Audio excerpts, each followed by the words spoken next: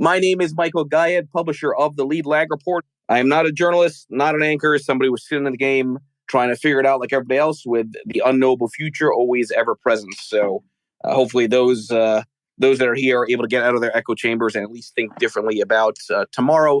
Joining us for the hour here, Peter Zeihan, who's got quite a following on YouTube. It's actually funny, Peter, on YouTube, as far as most search terms in the investment world, your name shows up many times over. So hopefully that'll help with a little SEO also for my YouTube channel, since I'll have this as a edited video here. But before we get too deep into your worldview, Peter, just introduce yourself to the audience. Who are you? How'd you get involved in thinking about some of these big picture dynamics on the geopolitical front, and what are you doing now? Let's give you the short version. At my old company, I was the only generalist that they had. And when you are speaking to analysts, they try to make everything about their region. They pride themselves on knowing everything. And they will try to make any topic about what they know about. And they really find clients aggravating, especially if the client knows something. So I was a generalist. I took it as an opportunity to learn different things from different points of view. And over my time at the old job, I did time in all the regions and all the topical areas. And when I left, I guess it's been 10 years ago now, I've just been working with clients to help prepare them for the future. My job is to break out the crystal ball and look at geography and demography and help people figure out what they're going to be struggling with and what they're going to be taking advantage of 6 months, 6 years down the line. Okay, so let's focus on the term generalist for a second, because I think a lot of people on Twitter would like to think that they're generalists. But if you're a generalist, you still have to focus most of your time on some broad topics. So you mentioned geography and demographics. I want you to hit on the demographic aspect of where we're headed, because everyone knows about baby boomers retiring at an unbelievable pace. But how does that actually filter through into not just political tensions, but also maybe investing dynamics? Well, there's two big angles from that point of view. The first of all is when you retire, you change your portfolio. You move away from stocks and bonds, you move to T-bills and cash, you become a lot less adventurous, because if there is a currency crash, if there is a market crash, you're done. There's no chance to recoup your earnings. There's no more income coming in. And so things pretty much get locked up in a glacier when you turn 65, and then you just whittle away at that glacier until you die. Now, in the United States, our boomers did one thing different from everybody else's boomers. They had kids. So we have an investment bomb that's going off right now, and it will get progressively worse over the next decade until those kids, the millennials, start becoming old enough to be the drivers of investment in American society. We will get there in the 2040s. We will get there in the mid to late 2030s. So we have a 10 to 15 year gap where we know capital costs are going to be higher, where anything speculative is going to have difficulty attracting money, and it's just going to be rough. There's no way around it. We've known that this was coming since the 60s, and it's finally here. And then the second big piece is everywhere else. Everyone else didn't have a millennial generation. So Gen X is smaller than the boomers, the millennials are smaller than Gen X, and the Zoomers are smaller the millennials are smaller than the Xers. And so for everyone else, this isn't just a period where capital costs go up. This is the cheapest it will ever be for them. And they will never come back to where they have been in the last 60 years, certainly not in our lifetimes. And this is now locked in. This has been locked in for decades. The demographic patterns we're on were established at the end of World War II, when the Americans created globalization as a means to fight the Cold War. And everyone moved off the farms into the cities. And in the farms, kids are free labor, so you have a bunch. And in the cities, kids are expenses, so you have fewer of them because adults can do math. 70 years on, it's a very different picture. It's not that we're running out of kids. It's that most of the advanced world ran out of kids 50 years ago. We're now running out of 50-somethings. And there is not an economic model out there to describe or cope with what we're about to experience. So we know that the old models of investment, we know that the old models of economic growth just no longer apply in most of the world. But because of the millennials, we have the most time here. We are aging the most slowly. And we are one of only a very few short list of countries that has the capacity to go back to the old normal if the millennials have enough kids. Verdict is out on that. And these broad secular demographic trends are notoriously difficult to reverse, right? You can't necessarily point to some kind of catalyst where suddenly unless it's like another world war and you get another baby boom type of situation where suddenly these dynamics would change. Well, the reason the baby boomer existed was not because of the war per se, but because of the post-war globalized system being formed. We provided everybody with the opportunity to move into, in the United States' case, the suburbs, and have kids. Things like the GI Bill and the Interstate Act allowed people to move from where they had lived to places where the cost of living would be low and incomes could be high. And that is the baby boomer story of the last 70 years. That is why the United States is what it is. Most of the rest of the world, they did the urbanization thing, but they don't have suburbs. And so everyone moved directly into condos. There was never that quarter acre lot in that yard that allowed you to have lower cost of living and more room for the kids. We can't do that a second time. It's already been done once. Now we still have the suburbs. So we do know that the rate of birth rate decline in the US is among the lowest in the world. And this is good, but it is still declining. And there's no way around that. Other countries have tried various things to try to get the birth rates up. The Swedes and the French, particularly, have a cradle to job support system for young parents who are raising kids. It does help, but you're talking about an expense on the scale of what we do for our Defense Department. That is not small. You don't turn that on in a year. That is a cultural thing. And even with that, even with Sweden and France having the best demographies in Europe, it's still significantly worse than us. It's not enough, as we've learned. And as I was reviewing some of your prior media appearances, it sounds to me like China's is the biggest problem child for the children dynamics. So to talk about that a little bit, because a lot of people hear about these policies that are meant to restrict the number of kids that are born, but you can argue that even if those policies didn't exist, probably have still the same outcome. Absolutely. Well, maybe not the same and not quite as bad, probably, but whew. Yeah, so urbanization is what gives you the strong economic growth, the manufacturing jobs, the services jobs, the value added, the higher education. These are all good things. We all agree that these are good things. But it also means you move into a smaller space and so you have fewer children. Now, in the United States, that process didn't start in 1950. It started in 1800 with the first wave of industrialization. We modernized and industrialized and urbanized over 7 generations. China did it in 1. So 7 years of economic transformation and industrial build out done in 40 years. So of course, their economic growth has been spectacular. But it also means they went off of the rice paddies and into condos in urban zones all at once. And the birth rate dropped by, they keep revising the number, but I think we're now up to 85% in 40 years. And Shanghai and Beijing now have the lowest birth rates of any city in any era in any country ever. One child's on top of that. Now, with the most recent data that's leaking out of Beijing, it looks like they realize now that during one child, a lot of people lied about the data. Not necessarily on birth certificates, but most census is collected in places where the children arrive in groups, so primary schools. And your budget was based on how many kids you had. So the local governments just have been lying pathologically about it for 40 years, reporting more kids than they actually have. And it looks like that overcount is in excess of 100 million people.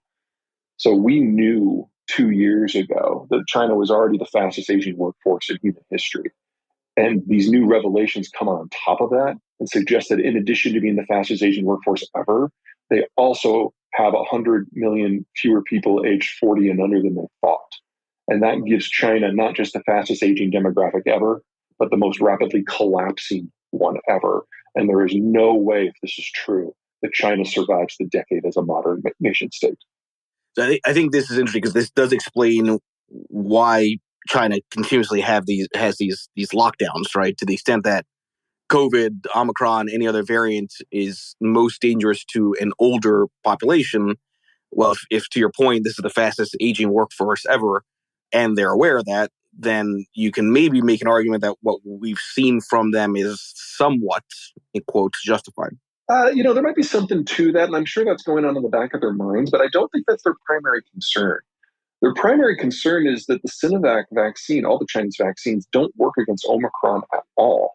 So we're a little concerned here in the United States and in the Western world, really the broader world, that the vaccines that we've come up with, mRNA dosings, they don't work as well against Omicron, but they still broadly work. They still prevent death and hospitalization pretty well. And most of us have gotten vaccinated and have suffered from COVID at this point. So we're kind of getting a belt and suspenders approach to immunity. Chinese don't have that. The Chinese were broadly successful at keeping COVID out of their population, so no one has antibodies. And their vaccine doesn't work versus Omicron. So it doesn't matter if their population is vaccinated. And in that sort of an environment, if you take the most virulent bug humanity's ever been confronted with, and you throw it into a population with no resistance, you're talking about 2 to 5 million people dying a month for at least 3 or 4 months. This is a government that has made its bones in propaganda about talking about how it's handled COVID so well and how the West, it's been just a disaster. They were to have those kinds of fatality rates, that is a government ending experience. Lockdowns are the only health policy that makes sense in that environment. But this is what maybe, and maybe just because I'm not following it as closely as you, obviously, but why isn't it that Pfizer, Moderna aren't, more in the conversation for China? Why is there such a insistence on the vaccines from their end as opposed to ours here in the West? So they've offered repeatedly. The problem is Chinese propaganda. So if you remember all that crap that came out from the anti-vaxxers about how COVID vaccines would make you magnetic or make you infertile, those originated with the Chinese Communist Party's propaganda arm. The mRNA variants cannot be used in China because clearly they're dangerous. Interesting. Okay, so it's a messaging it's a problem that they themselves created in the way that they Absolutely. frame I mean, it even predates that wolf warrior nonsense. That makes sense, and it is interesting because this kind of goes to your broader thesis, which you've had for a while, as I understand it, around this kind of de-globalization trend, which more and more people are banging the drum on. But I believe you started really addressing this in some of your prior books, right? I'm looking at the 2014 one, The Accidental Superpower, talking about global disorder and de-globalization. I want you to lay out for the audience here your thesis on these longer-term trends changing, because everyone seems to attribute it to COVID, but it seems like the seeds were in place for a while that you'd have a move towards de-globalization from that pendulum extreme of everything being so interconnected. Of course, we've been on this road for a while. So in the world before World War II, you had a series of imperial economies that traded as little as they could, certainly when it came to manufacturers or intermediate products. Because if you lost access to something because of a conflict, even if it wasn't with your trading partner, that was it. You're out of luck. So you kept everything in-house, and those systems competed for control of resources and sea access and populations. That brought us to world wars. So at the end of the wars, the Americans decided to try something different. We told everyone that we would protect all of their commerce, no matter who it was with, no matter what it was, no matter where it was, if in exchange they join us in our Cold War against the Soviets. And it worked. But this guns per butter trade had a cost. Now, back in 1946, the cost was nominal because the world was devastated. But if you fast forward to 1990, when the Cold War is ending, all of a sudden, all of the advanced countries roughly have an economy the same size as the United States, a little bit larger. And when the Soviet system collapsed, rather than us having a good, deep conversation with ourselves about what we want to do next, what's the second phase of globalization? How do we remake the world? What's the world we want to leave for our children? We voted out the guy who wanted us to have that conversation, George Herbert Walker Bush, and we went with Bill Clinton, who was more populist, who was followed by George W. Bush, who was more populist, who was followed by Obama, who was more populist, and then Trump, more populist, and Biden, more populist. That's not an aberration. That's a trend. Americans have broadly lost interest in that sort of trade. And since the rest of the world kept getting all the goodies for free, Americans just became jaded. And so this president and our previous one are the two most populist economic leaders we have ever had. We've been backing away from it the whole time. And if you throw the demographic bomb on top of that, the model wouldn't have worked any longer anyway, because at its core, globalization is about trade, and trade is about consumption. And if you don't have enough people in their 20s and 30s and early 40s to do the consumption, none of the rest of it works anyway. So we were always going to get here.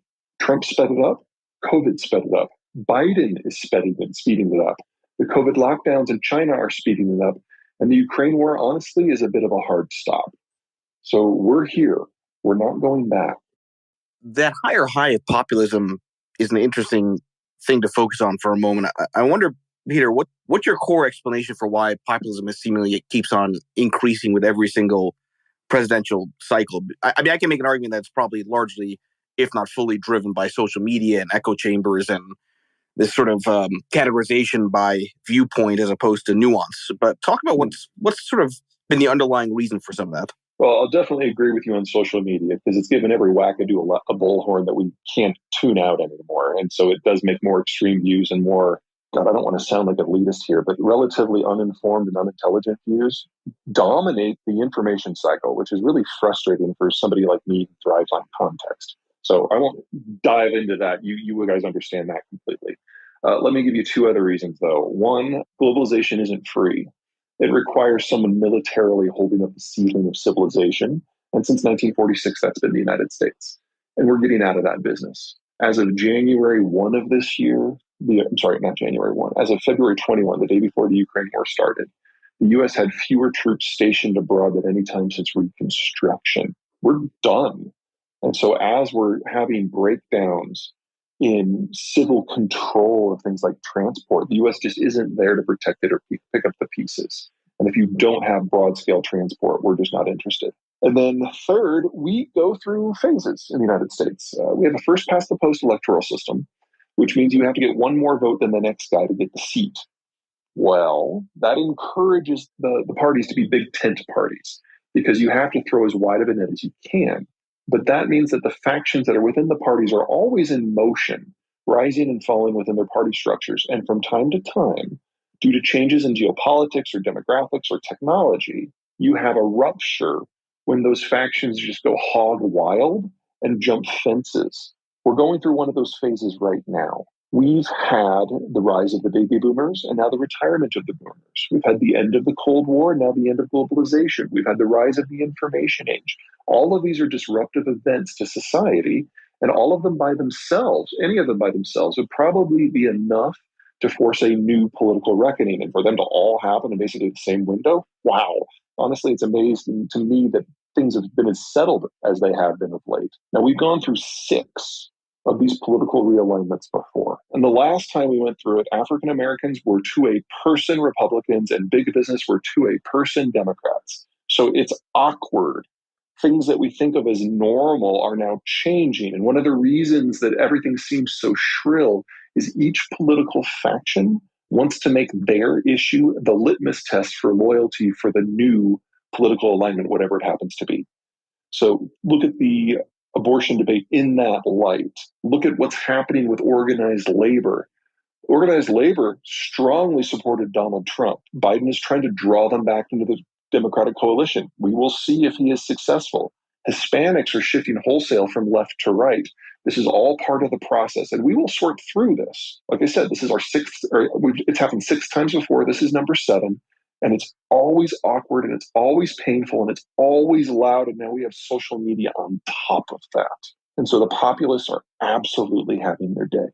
Yes, I've heard you make this point that what happened for the last several decades, you can argue, was almost like a way of the U.S. bribing other countries in terms of getting their cheap labor in exchange for our defense and our military to oversee things. I want you to talk about how the role of the U.S. military factor into globalization and how that may end up being a big driver for the reversal. Sure. So water is the cheapest way to move things from place to place. It's assuming you have an American-style superhighway system. Moving things on water is still 12 times cheaper. And that assumes you're using big semis as opposed to like half semis. So the trick is always to figure out how to get population centers that are on the water to interact. And globalization made that safe.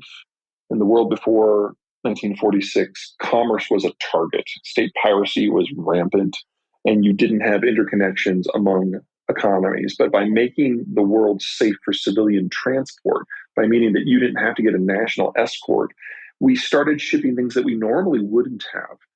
Especially when it came to the manufacturer's trade. Instead of shipping like finished vehicles, we would break up the supply chain into bumpers to spark plugs and everything in between, and it would be put together at different locations. You could have 30,000 independent supply chains that feed into a single vehicle. You couldn't do that in a world before a globalized, safe, secure maritime environment. And that required the US Navy. And it required the US Navy in an era where there really wasn't a competitor. So during the Cold War, yes, the Russians had their navy, but they actually had four of them, one in the Black Sea, Baltic Sea, Arctic Sea, and the Pacific. And any one of them could not sail to reinforce the others. Whereas the United States basically had a continent to itself and could have two giant fleets, one in each ocean, and go and do whatever it needed to do. It was very easy to patrol everything. But in the time since the Cold War ended, the Chinese have had their rise. We have a number of other secondary navies that are building out. And the United States, since it didn't ever really care about the economic side of globalization, for us it was a security policy, we changed the way our Navy worked. And instead of having hundreds of destroyers, we now have 11 supercarrier battle groups of the vast, vast, vast majority of our naval power. If we wanted to go back to where we were in the 60s in a contested environment and patrol the global sea lane so that everyone could ship everything, we would probably need about 800 destroyers. We have 70, and half of them are assigned to protect the carriers. So there is no country, there is no coalition of countries any longer that can provide the security overwatch that's necessary to make globalization work in the first place. So it's just a question of where do we have the precipitating event or the complete collapse in security when that becomes obvious to everyone. We're not quite there yet. Along that line, I think I'd argue that you get that collapse when the realization occurs that a key component of reducing U.S. national debt has to be cutting the military, right? Because there is a direct link there, and obviously there's a lot more to it than that. But that seems to be a very hard thing from a voter perspective to try to sell, right? If you're trying to lower debt to say do it from the military side, I don't think really we've ever had a situation where the military spending has ever really gone down. Oh, I could be wrong on that. We've had several. That's false. Yeah, no, and I want to, and this is the reason I'm relating to debt is this, I think, is sort of the other major aspect to demographics, which is that you've got this demographic bomb, as you alluded to, but you also have this debt bomb that seemingly nobody cares about until finally they do. And I want to relate that to what you said earlier. You said capital costs go up in this kind of future that we could be headed towards. How do we possibly survive as a system if you have so much debt in the system, and then, by the way, interest rates keep on going higher, making the debt load even more expensive when you roll over that debt? I mean, that seems like a very nasty combination. Oh, yeah, I'm not going to try to talk you out of that, but let me give you some background and context here. So let's start with the military. We've spent the last 21 years basically fighting a series of wars in places that we have no desire in having a long-term presence any longer. We have designed our military to be personnel happy because we had to occupy countries. So we now have an army that is bigger and more capable in that field than we really have ever. And we now have to decide how rapidly we want to downsize that. If we want to downsize that, that's a political question. We are not yet having that conversation. But my friends in the military are going to be aghast at this. But with what I see as likely deployments, the Army is probably too big by about 2/3 right now. But decommissioning and downsizing that many troops that quickly costs more than maintaining them. And by the way, and to your point, and that's the unemployment rate goes up substantially. I don't think so. The total standing forces are under 2 million.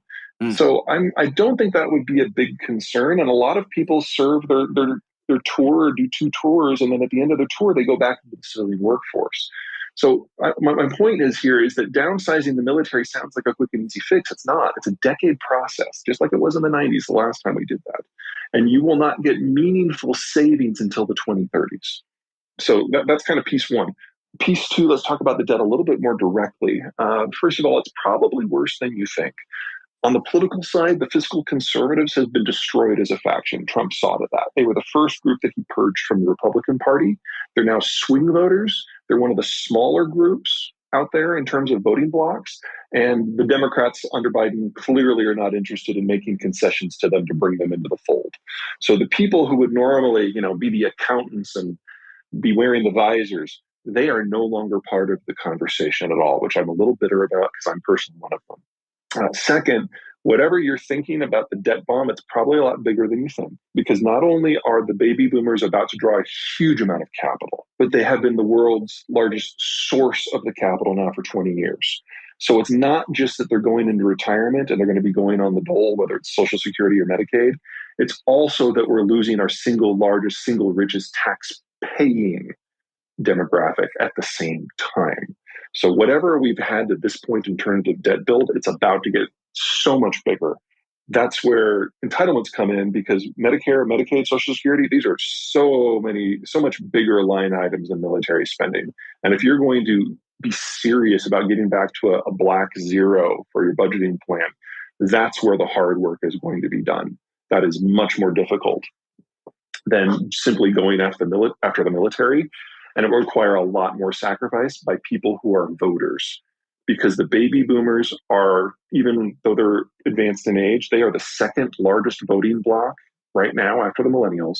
And they will outnumber Gen X for at least another 12 years. So the single biggest beneficiary of a bad debt environment is the group that can prevent any meaningful changes to it if they so choose. And I'm pretty sure they so choose. But now that I've depressed you a little bit. But hold on, I'll tell you something, because I've made that. I'll take it in the context of my world from an investing perspective, right? You hear a lot about this narrative that 60-40, 60 stocks, 40% bonds is dead. And my response is that could be the case, but if that's the case, that is an end of the world scenario because, as you alluded to, tax receipts end up collapsing. Aside from the baby boomers, to your point, no longer being able to pay off taxes because now they're in a mode of divesting in general and not generating income in the same way. You have a situation where stocks, your risk assets fall, so you don't have capital gains. And then, by the way, your interest expense is higher. So when you roll over that debt, you're paying off more. Mm-hmm. So exactly to your point, you have an explosion of the deficit. That seems reasonable. But I don't think I'm as depressed about that as you are. Assuming the United States can maintain its broad growth rate, which looking at demographic and geopolitical factors, I think 2.5 to 3% growth for the next decade is reasonable. You can do deficit spending to the tune of about $800 to $900 billion a year without increasing the relative debt load. Now, I don't feel great about saying this, but the numbers do hold. Second, and this is probably far more important, because our boomers had kids, there is a light at the end of the debt tunnel. There is another surge of capital coming down in 10 years. Most of the world doesn't have that. So everyone else is dealing with our aging process and crisis and the numbers turning against them at a higher percentage point, or I'm sorry, at a higher proportion compared to their population. Our boomers about a quarter smaller than everyone else's because no one else has millennials. So for them, this isn't a 10-year period. This is their now norm. And it will get worse and worse every year until their systems collapse. And in that sort of environment, especially once you throw in things like the Ukraine war and a China breakdown and general de-globalization, the volume of capital internationally that is going to be looking for a safe haven is going to be monumental. And there are just so few places that are options, with the United States being bigger than all of them put together. So we know capital costs are going to rise. We know that capital availability is going to drop. We know that our debt level is going to increase. But at the same time, all of that is happening, there's going to be this steady stream turning into a steady tsunami of capital coming in from the wider world that will help finance it all and will help drive economic growth even further. It won't be a straight line. That sounds a lot like Brent Johnson's, what you would call the dollar milkshake theory, that you'll end up having a lot of capital going to the U.S. So you'll have a crisis driven by some sovereign events, and maybe that becomes this sudden realization that capital has to go to somewhere safe, and the U.S. is the safest. So you kind of have this scenario where your dollar keeps on rising, and it actually benefits the U.S. because all this money is flowing into us. I would expect the U.S. dollar to be at multi-decade lows at the moment, and it's entirely possible that that crack has already happened in Europe, and it's manifesting, among other ways, through the exchange rate. How does longevity and advances in healthcare, how does that factor into any of these demographics? Because you can imagine a scenario where, who the hell knows, somehow there's some equivalent of a fountain of youth medically that becomes, out of nowhere, just out there, and people live longer and people can work longer as a result, and cognitive functions are still there. How does that play into any of this? Because I feel like there's always the positive unknown of how technology can interplay with demographics. Well, let's split that into 2 points. So the first one is not living longer, but being more productive for longer. So right now there's a problem. People talk about extending the retirement age because that would generate more income and put off the payments. And I know that sounds very attractive until you realize that between illness and mortality, 65 is at the moment kind of our limit. So if we raise the age of retirement to 70, we're actually getting diminishing returns. We get people who are paid highly because they've been at their jobs for a long time, but their productivity starts to plummet after 65. So something that reverses that productivity plummeting would be what we were after. Things that allow you to be more productive and healthier longer. That would be what we're after. That is not where the money has gone because that's not what the baby boomers have been interested in. They don't want to work longer. They want to live longer. And so we've put all of our money in terms of medical research into extending life, but not necessarily making it more enjoyable. And that is absolutely the wrong way to go from an economic point of view. And we, to my knowledge, have no imminent breakthroughs in that first category that would actually solve some of these fiscal issues. All the breakthroughs are looking at the second problem, the aging issue, and that actually makes the fiscal situation worse by leaving people on the dole with high healthcare costs, without income and paying taxes for longer. And how does that interplay with what I'm sharing at the top of the space here, which is, this idea that agriculture becomes, a tremendous growth industry? Because if let's say from a longer term perspective, agriculture becomes more and more expensive, would that could actually make a population less healthy and actually shorten longevity because carbs are cheap, right? So there's kind of, I think it's kind of it's an interesting dynamic in terms of even this longevity argument that I just presented versus, sort of the food side of things. But talk about how agriculture and everything there kind of dovetails into your worldview. I'm not really concerned about agriculture from the American point of view. I don't see any of the products that we make for domestic consumption really seeing significant shifts. Most of our supply chains, in terms of the equipment and the labor and the inputs, whether it's fertilizer, pesticide, whatever, that's all done within North America for the most part. So we can have significant global disruptions in any number of ways, and the North American food cycle is going to be broadly okay. The rest of the world, that is most definitely not the case. We're getting our first taste of disruptions to agricultural inputs right now. The number of the world's fertilizers, the largest exporter is Russia or Belarus.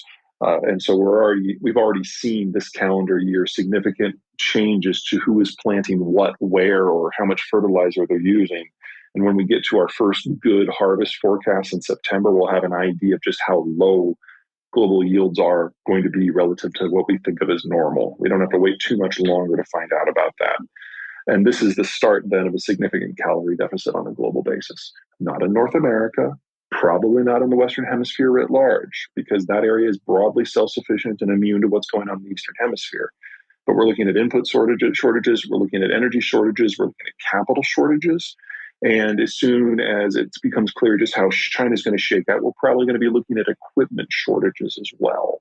So I can see dramatically reduced output agriculturally in China, in sub-Saharan Africa, in the Middle East, in the former Soviet Union, and based on how bad it gets, even in Australia. And we're talking about 3 and 5 calories that the world produces are facing chronic limitations in how they can maintain that output due to some sort of shortage in something. And almost none of it applies to North America. Okay, so we touched on a lot of different topics. And when I put the tweet out for this, I said, New World Order, Liberal World Order, I can't even keep up with these different terms. And I've had a few geopolitical strategists talk about how the sort of world order is changing because of alliances and friendshoring and all this stuff. I want you to talk about how you're seeing some of these big mega trends for a moment in terms of how the West interacts with everybody else. We focus mostly on Russia, Ukraine. We focus on China, but is there anything on the geopolitical front that you think people are not paying too much attention to? I mean, Africa never seems to be part of that conversation, but I feel like that's an important area to focus on as well. Well, I'm glad that people have started to understand a little bit more about supply chains. We can thank COVID for that. And because of what's going on with the Ukraine war, the contradictions inherent to the green transition are making themselves very apparent in the European space. And that is going to force a lot of people to make some different decisions. Putting up solar and wind in places that are neither windy or sunny is a questionable strategy in the best of times. And it has proven so spectacularly unsuccessful in Europe that they're going back to coal wholesale because it's the only way they can prevent deindustrialization. But people have not gotten used to going down a level to a little bit more base mechanics that allow modern society to exist. We all understand instinctually that you need iron ore to make steel, but we don't really process where that comes from or what that looks like. And whether it's steel or lithium or copper or zinc or any of the others. They are concentrated in terms of their production zones and their processing zones more so than oil is. And so it is very easy for me to imagine a dozen scenarios off the top of my head where the world loses access to one or more of these materials and how that cascades then through all the other economic sectors, first in manufacturing and then going into transport and agriculture very quickly. That is not something that we're used to thinking about because a lot of these materials were not processed in the volumes or the purity that we have today before World War II. And so their entire production cycle is defined by an open, globalized world. And if you break that, so many places are going to have to get by without so many of the things that we think of as just modern essential stuff. We have not started planning for that, but it's coming very, very soon. Right, and that's kind of really hitting more on the rare earth side, right? As far as China, I think in particular goes, and I've had some spaces talking about lithium and some of the dilemmas from a geographic perspective. How does that dynamic alter some of these sort of political allegiances? Because we can talk all day long about de-globalization, but to your point, if certain countries have quasi-monopoly on some of these rare earth materials, minerals, whatever you want to call it, they have a degree of bargaining power to maybe at least slow down that deglobalization that benefits their own countries, or that takes away from their own countries. It depends on who the country is. So, for example, most of the world's cobalt comes from Congo. And without cobalt, there are no EVs. And in fact, cell phones, for the large part, go away. Congo is at best a failed state. And so the idea that it has any control over how this goes is a little ludicrous. Right now, the mines are owned primarily by the Chinese. They get the ore out, they send it to China for processing, then it's incorporated into battery chassis in East Asia, and then it goes to the wider world. But if you break that first link, the cobalt, your options are limited. Number one, you can come up with a much better battery chemistry, but I'd argue we've been working on that for 10 years with limited success. Number two, you can occupy Congo, which is in essence what the Chinese have done to this point. You can go all neo-colonial. I would like to think that there would be an ethics conversation to be held at that point. Or number three, you can just go without and kiss that aspect of the green transition completely goodbye. And we're going to have some version of this conversation about each and every one of these materials. Most of them are not as physically concentrated in their production like cobalt. For example, iron ore primarily comes from two countries, Australia and Brazil. But to think that all of these changes can cascade through and production and transport of the material and the intermediate products is just going to be unaffected, that's some optimistic thinking. So the name of your book is phenomenal in that it makes me want to buy it and be nervous, but I have to imagine it's not as negative as it sounds, which is the end of the world is just the beginning. And I don't think you're necessarily arguing that you're going to have an apocalypse, but rather that the world that we know is ending. Right. That is the goal, yes. Right. So let's talk about the thesis behind that book for a moment. How is it different maybe from some of the other books that you've put out? What's changed from, I think the last book was 2014. Just talk that up a little bit, because it's, by the way, those that are listening, it's number 3 on the Amazon charts. I'm just looking right now. It's getting quite a bit of attention here. So talk through that for the audience here. Of course. The first 3 books are more or less about the rise and the fall of great powers. So Accidental Superpowers talks about the crises that are going to erupt because of deglobalization and depopulation, and then the issues that Americans are most likely not to notice. Absent Superpower goes into depth in the shale revolution and then plays it forward to show how that's going to accelerate the American withdrawal and remake the American industrial space. Disunited Nations is on the backside of deglobalization. It's about how the countries that we think of as the future, your Brazils, your Russias, your Chinas, came to occupy that place in our mind, and how in a deglobalized world, collapse is one of the less dire outcomes for them, and instead presenting the country like France and Japan that actually will dominate the human conditions in the future. So all of these are about countries rising and falling in these changed circumstances. The newer book does it from a business point of view. So instead of focusing on the rise and fall of China or Argentina or whoever it happened to be, it goes into each of the economic sectors that define our world: transport, finance, energy, industrial commodities, manufacturing, and agriculture. shows us how we got to this interconnected world and what that meant, how that changed space, how that changed investment opportunities, and then how everything is going to turn inside out as globalization breaks down and depopulation really drives us forward. It's different lessons for different sectors in different regions. There's a lot of stories to tell, and it's making a bit of a mess in government circles right now. Let's start with the biggest concern. I don't see our narcissism and our political debates as being a geopolitical limiting factor in terms of our power projection or our future power. It absolutely limits what we're willing to consider, but it doesn't actually get to the core of what allows us to be us, for better or for ill. So, for example, 20 years ago when 9/11 happened, we were relatively unified as a country. We were coming off to the 90s, which we thought of as a great decade. And despite the back and forth between the Democrats and the Republicans early in the W administration, we were talking about constructive things. Pre-social media, that helped. 9/11 happened, that drove us together even more. And for the next 15 years, the United States, from a foreign policy view, was very active. Now, we can all say whether or not, we can debate whether we thought we were active in a productive way. But the point was, there wasn't a lot of dissent within the United States about whether we should or should not be active. It's a question of how should we do it? We can't do that right now. The debates have become so fierce and so petty and so myopic that the United States at the moment cannot have a conversation with itself about foreign policy. And so if it wasn't for Vladimir Putin making his move back in February, we probably would not be part of the global system from a discussion point of view at all. I don't care what the rhetoric out of the West says. We just wouldn't have had the bandwidth because we're all absorbed with everything that's happening domestically. Now, in terms of things in the future that could go wrong, let me give you a couple of scenarios. I don't think any of them are high likelihood, but I think they're the things we should be concerned about. So first, short term, we're facing a capital crunch. We're facing an economic transition. We know that we need to double the size of the industrial plant. That can go wrong in two ways. Number one, the government can get in the way, and I do have some concerns about the Biden administration.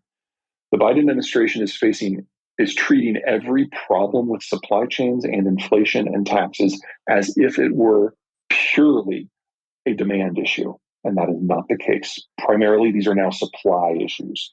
The chains are breaking down, interruptions to energy flows around the world, a decade loss of investment capital across the entire energy space, and a global agricultural system that is so precariously balanced. The way you solve these issues is with investment in new supply. And the Biden administration seems pathologically, almost ideologically opposed to even considering that as an option.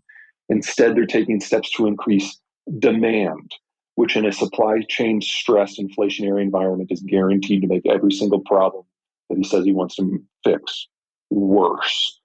I normally try not to criticize political leaders until they've done something so monumentally dumb that they can't come back. And I am worried that the Biden administration is approaching my threshold for that very, very quickly. And if we fail to build out the requisite supply systems to fix these issues, we will have high inflation for a lot more than 5 years. So if this works and we do the build out, that is inflationary too. And we will have inflation of 9 to 15% for 5 years, but we will be accompanied by near record growth. If we fail to do the build out, we get all of the inflation and none of the growth, and it is not over in 5 years. So I'm not too concerned because it's just so obvious, but it should be obvious to the White House press corps as well, and it is not. Longer term, ruling out for the moment a general nuclear exchange, which I see as exceedingly low. I think the biggest long-term threat we will have is what happens when you do have a series of breakdowns around the world that shattered global manufacturing and energy and transport and agriculture. The world that emerges from that is going to be a chaotic, somewhat Darwinian place. And in that sort of environment, our problem is not someone like the United States electing somebody like Donald Trump or Joe Biden. Our problem is when a significant ethnicity or series of countries elect their version of populists. Now, this is how we get the next Joe Stalin. This is how we get the next Mao Zedong or the next Adolf Hitler or the next Pol Pot. I am very concerned about what happens to a world that deglobalizes and the U.S. just doesn't care. I don't have a fix for you here. The United States gets engaged for one of two reasons. We see opportunity or we get scared. There's opportunity here. There is a way for the United States to remake the global condition, to remake the human condition. We've got the capacity, we've got the reach, we just don't have the bandwidth at home. And if we can rebuild that bandwidth, if we can get through this political reshuffling that we're going through right now, then hopefully we can beat the global collapse and come up with a new vision, have a conversation about what we want. But if we fail, massive global degradation is the only way forward here. And people will take advantage of that, and we will not like how they do that. By the way, Peter, I give you credit. I just got a text from a buddy of mine who's in the space saying he's scaring the shit out of me, but I like him. Did you say that he is in space? No, he's in the space, in the Twitter space. I'm saying he's just texting. No. Your reach is far, but I don't know if it goes that far to actual space. Let me take Canada down a half a notch, and then we'll go into the positives. Canada does have great rocks. Unfortunately, the really good rocks are nowhere near where they're needed. And the problem has always been the capital investment to build the mines and get the stuff out. Now, in a globalized world where you're competing with Australia and Brazil and South Africa, Canada oftentimes didn't do great. And so a lot of Canadian mining companies have had to up and leave to other production zones in other countries.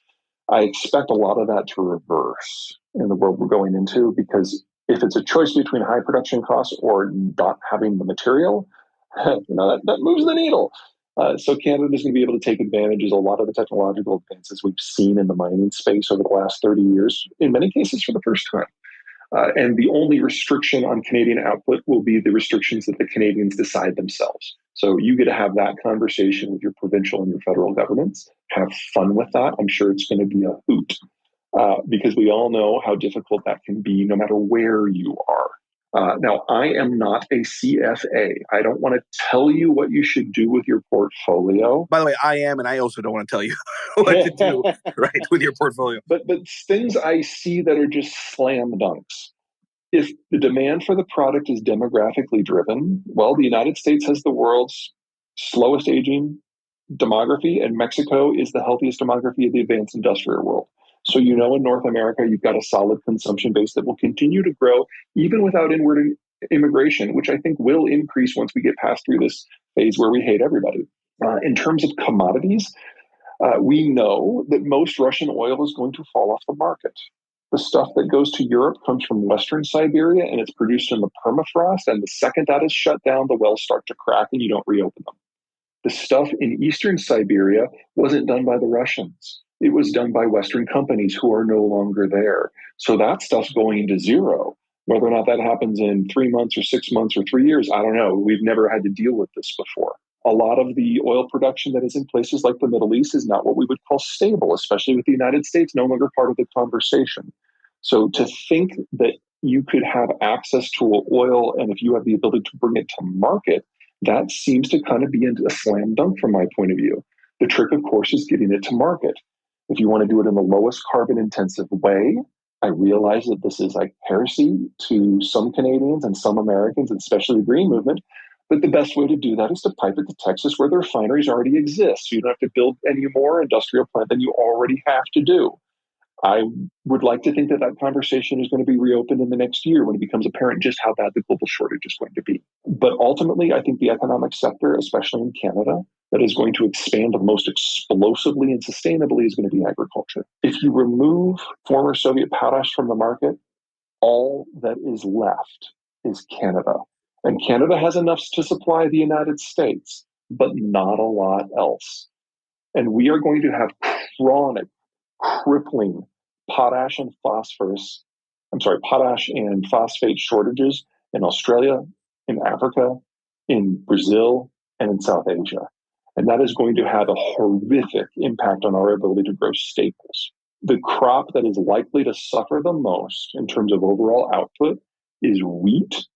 Two things going on there. Number one, a lot comes from the former Soviet world. That's going to go away. And then second, wheat's a weed. We only grow it where we can't grow anything else. And in a world where de-globalization becomes more and more entrenched by the month, that means countries are going to have to start growing wheat not on their marginal land, but on their better land in order to feed their own populations. That doesn't just mean a collapse of global agricultural trade at volume and into the diversity we've become used to. It means that we're going to have massive wheat shortages because a lot of that wheat right now isn't just grown in marginal zones. It's grown in marginal zones that can only be brought into cultivation with industrial level technologies and inputs. And if that goes away, you're looking at catastrophic reductions out of production everywhere in the world except the United States and Canada. And so wheat goes from being very, very boring to being the sexiest market play out there. I think the general thesis is unfortunately very sound. The United States, we adventure into the world when we see opportunity or when we feel fear. And it's kind of a crapshoot as to which it is. So Spanish-American War was opportunity. World War I, War II, that was fear. Cold War, that was fear. The 19th expansion was opportunity. We're probably in a period now where we're kind of on the knife edge and go either direction. So I don't know what it would be, but if there is a threat, that is absolutely one of the dominant ways where the United States does decide to re-engage. And because the US economy is held locally, but the US military is the most powerful and has the most reach, how we re-engage, how we react to that fear drives global developments for at least a generation. The last time it happened, it was the war on terror, which turned the Middle East upside down. Middle East may never recover from the damage that we did as a side effect of our panic attack. So absolutely reasonable concern. Taiwan specifically, I'm not so concerned about.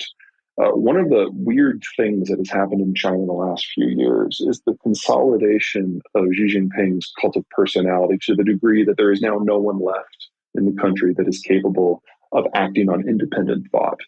Everyone has either been intimidated into silence or executed or exiled, and it's just him to the degree that no one wants to bring him news. I think the best example of that happened back in February when we had the Olympics. And Putin was there, and Xi asked Putin to his face if he was planning on invading Ukraine. And Putin just said flat out, no, of course not. And people in Xi's entourage from the intelligence community just bit their tongues because they knew it was a lie, but they didn't dare tell their boss because they didn't know how would react because he killed so many of his messengers. They didn't want to be the next one. So Xi is not getting basic information about what's going on in the world or even his own country. And we're seeing things like this COVID lockdown policy that are just leading to systemic failures up and down the entire bureaucracy because no one wants to act. They're terrified. And in that sort of environment, this is normally where you'd have a change in plan because the Chinese, who are smart, are looking at Russia and realizing how badly this is going. And when they try to put themselves in the Russians' shoes, they don't like what it looks like. They now know that if they try a war with Taiwan, it would not be quick. It would not be easy. The Taiwanese have been preparing for this war for 70 years, and they have a moat. You can walk from Moscow to Kyiv. So the Chinese would not be able to bring the numbers to bear. They now have severe doubts about the weapon systems that they've copied or bought from the Russians. So everything that they've thought from a military point of view is proving to be wrong. 40 years of military planning has gone out the window. And then there's the sanctions and the boycotts. Russia isn't a great economy, but it's a huge exporter of food and energy. China imports that stuff. In fact, they import like 3/4 of their oil and about 3/4 of the components that are necessary for them to grow their food. So if you take a Russia-style sanctions package and put it against Beijing, you have the country deindustrialized in under a year. And then, of course, the boycotts have completely sideswiped them. The idea that people like you or me, just consumers, could have any say over corporate policy is just alien. This is normally where the leadership would take its smart people and its think tanks and its analysts and put them into a back room with some beer and pizza and tell them, don't come out until you have a plan B for me. But Xi has shot all those people. And so China is slamming its head into the wall over and over and over and over. So if a war for Taiwan does happen, it will absolutely be the end of the People's Republic, even if the United States does not get involved directly, because the Chinese cannot sustain their system without American complicity in transport, energy, and agriculture. And I have a stinking suspicion that Chinese war of expansion would end all of that. I think that's a good way to end this space. Again, everybody that's here, please make sure you follow Peter on Twitter and obviously check out The End of the World is just the beginning on Amazon or any other place that you get books. Peter, first time you and I are speaking, really do appreciate the knowledge that you share. Obviously, I focus much more on the investing side, but I like having these kinds of conversations for the audience to get them to think maybe differently about different paths as far as the unknowable future. So thank you, Peter. Appreciate it. No worries. Take care. Cheers.